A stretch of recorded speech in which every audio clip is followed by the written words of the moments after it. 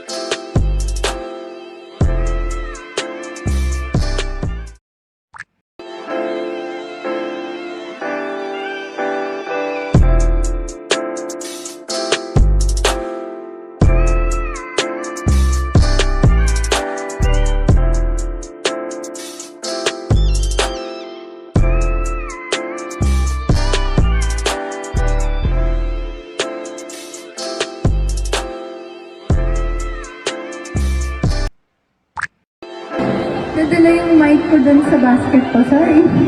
But thank you so much for joining us.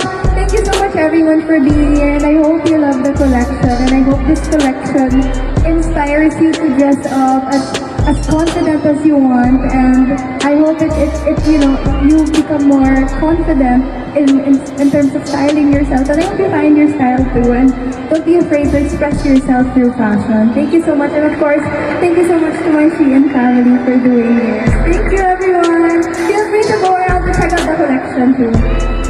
Thank you so much, Miss Belle. Makita-kita tayo. Love you. Love you. You have been a pleasure. Let's have one more photo po dito at the center para we have a photo.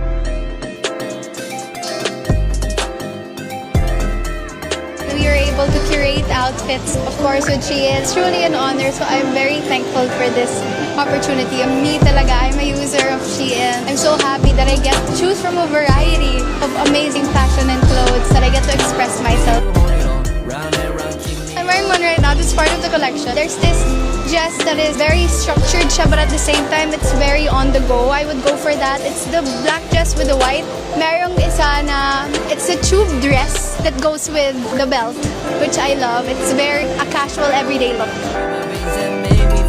If there was one word to describe my collection, would be vibrant. Because this time, I was able to play around with different colors, textures, and hues as well. I think it's very fitting for our season, which is some. What excites you most about launching the second collection and how different this is from the first one?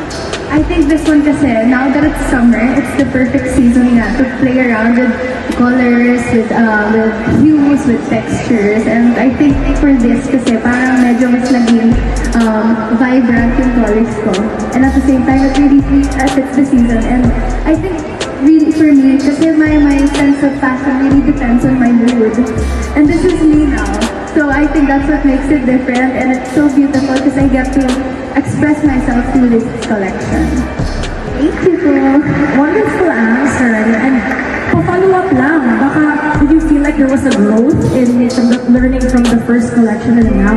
Yes, now kasi parang mas hindi na ako takot to explore colors now. Diba? Kasi di ba gusto ngayon yung parang Color analysis. color analysis, diba? So parang now I get to play with my yung color analysis, mag-play ako ng different kinds of design. So it's so nice now that I get to do that. And I'm mas confident na ako. I love it. And I love na alam mo yan kasi sa collection, gusto mo ba galing ng lahat? So you want to give them